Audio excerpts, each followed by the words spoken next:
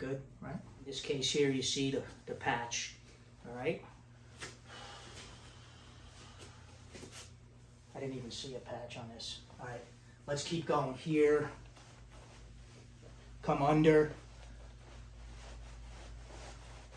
Drop the first.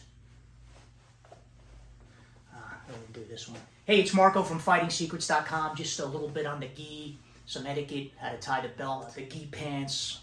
I'm actually wearing a rash guard right now. And back in the old Oyama Kyokushin days in the dojo, if you wore anything like this on the dojo, you would basically get your ass kicked. It was a travesty to wear anything underneath your gi, particularly even jewelry, a t-shirt or anything. Now, the rash guard, including the pants underneath the traditional gi, I think is a great, great innovation for dojos. Also, when you got the gi pants on, it's loose. I've seen guys actually try to, kind of like a potato sack, tied around here. But very simply, what you're going to do is you're going to yank on the slack to get those gi pants in tight. Now, in this case here, there's 4 straps. I'd bring them through here, and I've actually seen some guys discourage the idea of tying the knot in the front, getting a nice knot there. Some guys want it off the side. The problem is, if you go too far off to the side, right, loop it, it'll keep it away there from the center, but then what you risk is this thing getting lost in here, and then you got to go through. I got to do another video on recovering that string. So my recommendation is to get the slack going. Even if you go a bit off center, that'll work for you. So let me get these here. This one has 4 straps, this Fuji gi here. So you get the straps in and basically get it to where you want to be. And if you want to go a little bit off center, that's what I do. So now you got the gi pant on pretty tight, right, with the rash guard. Now that we have the gi pant on, let's work on the gi top. Slip it over very simply.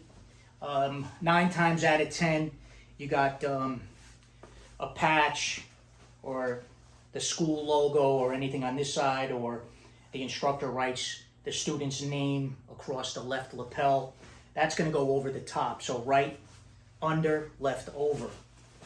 Right? Try to straighten it out.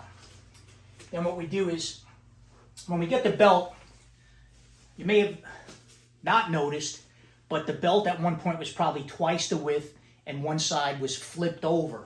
So if you look carefully, you're going to see what appears to be like a seam or a split in here with, right, the sewing going across. So you want to take the smooth side, and that's going to be the top. So when I fold it, I take any patch or label. It's going to be on the inside. Fold it in half. Make sure the smooth side's on the top. So left over, smooth side on the top. Here's the center of the belt. I very tightly bring it around. I try to keep that crisscross as tight as possible here, and I come around. Now the key is here, what I do is I basically grab it with my left hand and then basically cup it like this with a fist. So I get the feel. I'm going to take the left side, the top goes over and under. Left, over, and under.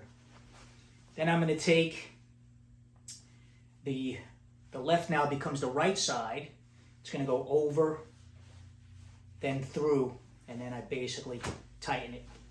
Now what you can do is you can mess around with the belt, how you want it to fold. You want the patch on the outside, the inside. It's going to stay straight. So that's really all a function of what you prefer there. But that's your basic belt ties. You've probably seen other fancier type where you basically take the belt, right? You go around the back, about halfway, right? And then you loop it once and twice till you got about the length of the belt hanging on one side. That's going to go under this way. Then you're going to drop the short part here, right? And now you got to loop it around here. I guess they call that the Hollywood one, so you got the nice straight line. That's pretty simple to do, right? I used a black belt on that because black belts tend to have bigger egos and they want their belt to look a little bit nicer, right? So that's the white belt and the black belt. Then you got the BJJ belt here. With the BJJ belt, remember keeping that flap on the bottom and the smooth side on the top. Like to start with the panel on the right side here. Again, going through the middle this way. Wrap it around. I'm using the beginning version.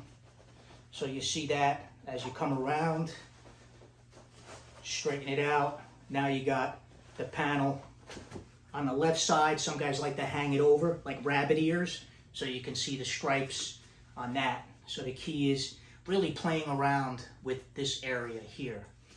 Another variation we call a super lock. Here I am with the black belt with the super lock, right in, left over. Make sure the flap's on the bottom, smooth part on top, seam or patch on the inside. I do the crisscross. Do the left over, then under, same as before. But I keep it open a little bit. Then I'm going to take this side and basically split the belt right about where the intersection is of the left side that I looped under and over. I'm going to slide this side in. Again, not all the way. I'm going to keep an opening here. Take this, slide it through, and split the belt on this side. So you see what we got? Now we super lock it. Not a big fan of this from an aesthetic standpoint, but it works well when you're trying to keep the belt on, particularly with the younger students. The thing is, you got to teach the younger student now how to do it. So there's your super lock, and you can do it with the Hollywood style. Right? This belt here, this is my Tetsubushi Jitsu belt that I've used for many couple of decades, many years worth. Notice the embroidery. So the embroidery's facing outside. I got the flap on the bottom, soft part on the top. What I do with this one is I actually just use the traditional method with this. Middle, go around, I crisscross it, come back, again loop under, get it nice and tight. Then I take the right side again, loop it over and then through. Then what I do is I want to get it to where it comes over and I could see the embroidery here. Some of the Judo and Jiu-Jitsu guys, the belts are a little shorter. You might actually see them just stay completely straight out this way. All right? Nothing wrong with that. In conclusion, if you're an instructor, not only do you have to explain how to put the belt on by demonstrating it on yourself, if you got a bunch of little guys running around that lose their belt, you might have to do it for them real quickly so you get them right back on the mat. So remember, just keep in mind cutting the belt in half, keeping the smooth part over the top. From here, left lapel over right lapel. Get the belt around, crisscross it, straighten it out. Left side, which is now your right side. Left side over, then under and through. Then take the left side again, from under and over and through. And then get that square knot, and the kid's good to go.